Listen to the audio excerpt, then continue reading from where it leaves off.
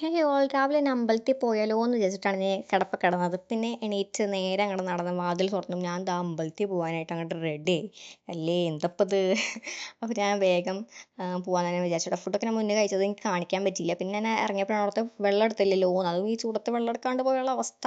ഞാൻ നോക്കിയപ്പോൾ അതിൽ കൂടെ എന്നെ കാണാൻ വെച്ചിട്ടുണ്ട്. അപ്പോൾ ഞാൻ ചുമ്മാ എല്ലാം സെറ്റല്ലേ എന്നൊക്കെ നോക്കിയിട്ട് വേഗം അങ്ങോട്ട് ഇറങ്ങി.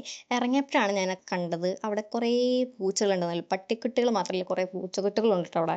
അതും നല്ല രസം കാണാനായിട്ട്. പിന്നെ നേരം വൈകിട്ടാന്ന് വെച്ച് വേഗം നേരത്തെ തന്നെ എണീറ്റ് പോയ ഞാനായിരുന്നു.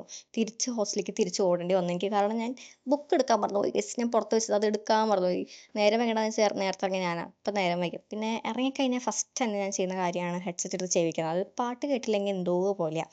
അങ്ങനത്തെ അമ്പലത്തിലൊക്കെ എത്തിയിട്ടുണ്ട്. ഞാൻ ആദ്യമായിട്ടാണ് ഈ അമ്പലത്തിൽ പോണത്.